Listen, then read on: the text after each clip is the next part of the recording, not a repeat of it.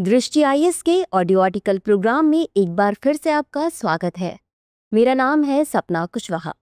आज का हमारा आर्टिकल आधुनिक भारत का इतिहास के चंपारण और खेड़ा सत्याग्रह के महत्वपूर्ण सारांश पर आधारित है। यूपीएससी की प्रारंभिक और मुख्य दोनों परीक्षाओं में इस भाग से प्रश्न पूछे जाते रहे हैं। ये आर्टिकल आपके उत्तर लेखन की गुणवत्ता बढ़ाने में सहायता करेगा।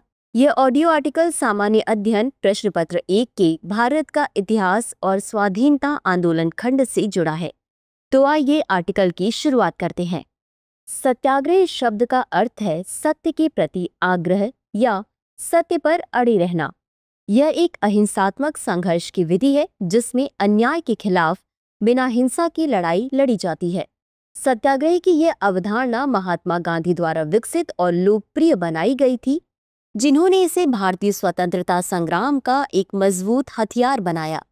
गांधी जी का मानना था कि अहिंसा और सत्य की शक्ति से अत्याचार के खिलाफ लड़ाई लड़ी जा सकती है और इस प्रक्रिया में विरोधी को भी सही रास्ते पर लाया जा सकता है। उनका सत्याग्रह आंदोलन न केवल राजनीतिक आजादी की मांग था, बल्कि सामाजिक और नैतिक परिवर्तन का भी माध्यम था। आज के इस लेख में हम चंपारण और खेड़ा सत्याग्रह के बारे में न कि विस्तार से जानेंगे, बल्कि उसके सामाजिक राजनीतिक प्रभाव के बारे में भी समझेंगे। तो आइए जानते हैं सबसे पहले चंपारण सत्याग्रह के बारे में। चंपारण सत्याग्रह भारत के स्वतंत्रता संग्राम में एक महत्वपूर्ण मोड़ था, जिसने महात्मा गांधी को भारतीय राजनीति में एक प्रमुख नेता के रूप में स्थापित किया और उन्होंने बिना हथियार उठाए स्वतंत्रता आंदोलन में अपना महत्वपूर्ण योगदान दिया। इरफान हबीब लिखते हैं कि सदियों से नील भारत का एक प्रसिद्ध उत्पाद था, जिसे स्थानीय स्तर पर किसानों द्वारा उगाया और संशोधित किया जाता था। लेकिन 17वीं शताब्दी में वेस्ट इंडीज में यूरोपीय स्वामित्व वाले गुलाब बागानों ने भी इसका उत्पादन शुरू कर दिया था। जब अंग्रेजों ने बंगाल पर विजय प्राप्त की तो यूरोपीय नील उत्पादक जल्द ही भारत में सामने आए और जमींदारी प्राप्त करके उन्होंने किसानों को नील की खेती करने के लिए मजबूर किया, ताकि उनके कारखानों में पौधों से रंग निकाला जा सके। 19वीं सदी की शुरुआत में बागान मालिकों ने वर्तमान उत्तर पश्चिम बिहार के इस हिस्से में किसानों को 3 कठिया नामक समझौतों के लिए बाध्य किया था, जिसके तहत उन्हें अपनी भूमि के 3/20वें हिस्से पर नील की खेती करने पर जोर दिया गया था। हालांकि जर्मनी में चीजें बनाने की एक नए राष्ट्र की तीव्र इच्छा ने एडोल्फ वॉन बेयर द्वारा सिंथेटिक डाई के उत्पादन को जन्म दिया था। इससे बिहारी नील की कीमत और उसके यूरोपीय बागानों के लाभ कमाने की क्षमता को कम कर दिया। आगे इरफान हबीब बताते हैं कि सिंथेटिक डाई के बनने के कारण भारत के नील निर्यात में 1894 से 95 में 4.75 करोड़ रुपए से 5 साल बाद 2.96 करोड़ रुपए की गिरावट आई। जैसे जैसे नील की कीमतें और बागान मालिकों का मुनाफा कम होता गया, बागान मालिकों ने किसानों पर लगान का बोझ बढ़ाना शुरू कर दिया और जमींदारी के तौर पर उनके अधिकारों का हवाला दिया। जबरन वसूली के साथ साथ बागान मालिकों ने बिगाड़ की पारंपरिक जमींदारी प्रथा का पूरा उपयोग किया, जिसमें जबरन अवैतनिक या कम वेतन वाला श्रम करवाया जाता था। वे अपनी इच्छानुसार किसानों के मवेशी, हल और गाड़ियां हड़प लेते थे या उन्हें अपने बागानों के लिए श्रम उपलब्ध कराने के लिए मजबूर करते थे। फरवरी 1917 को राजकुमार शुक्ला ने चंपारण के काश्तकारों की ओर से गांधी जी को एक पत्र भेजा, जिसमें उनसे अनुरोध किया गया कि वे उनके पास आएं और देखें कि वे किस दयनीय स्थिति में रहने को मजबूर हैं। गांधी जी को लिखे गए पत्र की शुरुआत इन पंक्तियों से हुई। किस्सा सुनते हो रोज औरों के, आज मेरी भी दास्तां सुनो। और फिर उल्लेख किया गया कि उत्तर बिहार के चंपारण जिले के किसान दक्षिण अफ्रीका में भारतीय भाइयों और बहनों की तुलना में अधिक दयनीय स्थिति में है। इसके बाद आइए जानते हैं महात्मा गांधी के चंपारण आगमन के बारे में। महात्मा गांधी ने 1917 में बिहार की चंपारण का दौरा किया और उन्होंने वहां नील की खेती से जुड़े किसानों की दयनीय दशा देखी, जो गोरी नील बागान के मालिकों के शोषण से पीड़ित थे। उन्होंने यह हीन दशा देखकर ब्रिटिश हुकूमत के खिलाफ आवाज उठाई और उनके खिलाफ शांतिपूर्ण तरीके से संघर्ष करने का एक नया तरीका अपनाया, जिसे बाद में सत्याग्रह का नाम दिया गया। गांधी जी के संघर्ष से यह स्पष्ट हो गया कि भारतीय जनता अब अंग्रेजों की दमनकारी नीतियों के खिलाफ आवाज उठाने के लिए तैयार है।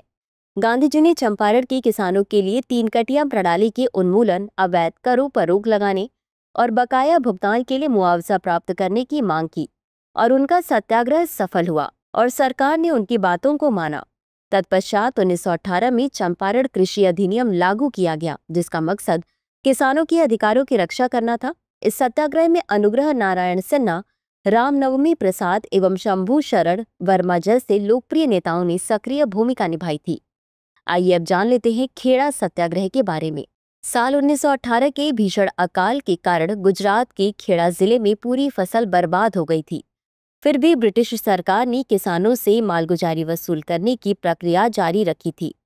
हालांकि राजस्व संहिता के अनुसार यदि फसल का उत्पादन कुल उत्पाद के 1/4 से भी कम हो तो किसानों का राजस्व पूरी तरह माफ कर दिया जाना चाहिए, किंतु सरकार ने किसानों का राजस्व माफ करने से मना कर दिया था। गुजरात सभा, जिसमें किसानों का प्रतिनिधित्व था, ने सरकार से कर माफी की मांग की, लेकिन सरकार ने उनकी बातों को नजरअंदाज किया और कहा कि अगर किसानों ने कर नहीं भरे तो उनकी संपत्ति जब्त कर ली जाएगी। तभी यहाँ पर गांधी जी का आगमन होता है और उन्होंने किसानों को अहिंसा और सत्य के साथ संघर्ष करने की प्रेरणा देते हैं। गांधी जी ने कहा कि अगर सरकार गरीब किसानों का कर माफ कर देती है तो जो किसान सक्षम है वे स्वेच्छा से अपना कर चुका देंगे। इस आंदोलन का नेतृत्व वल्लभ भाई पटेल, इंदुलाल याज्ञिक और अन्य स्थानीय नेताओं ने किया।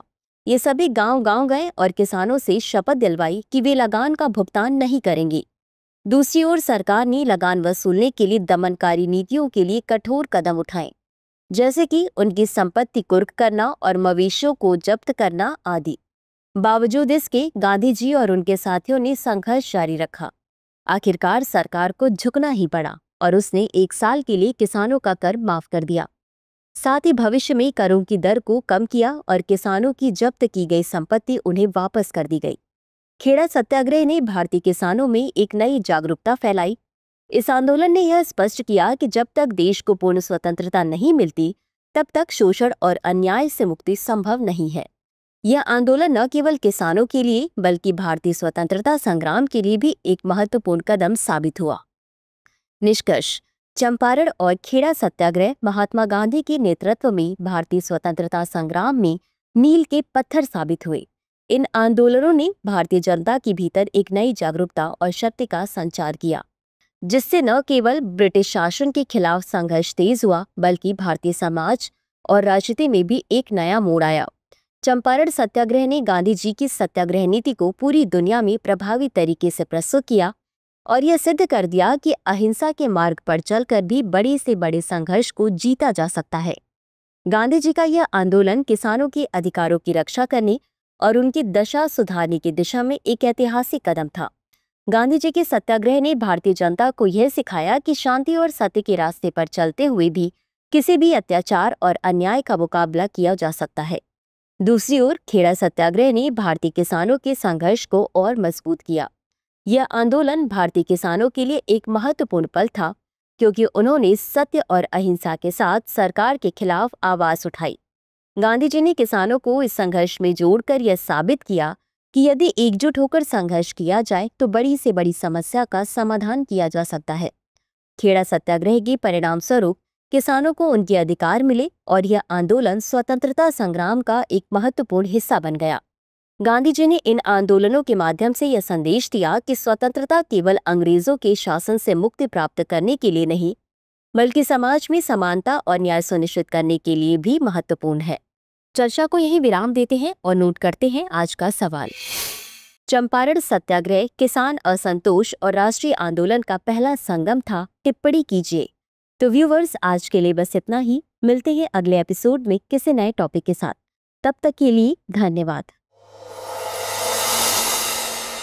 डियर व्यूअर्स, अपने एग्जाम की तैयारी को और बेहतर करने के लिए हमारे चैनल को लाइक, शेयर और सब्सक्राइब करना न भूलें।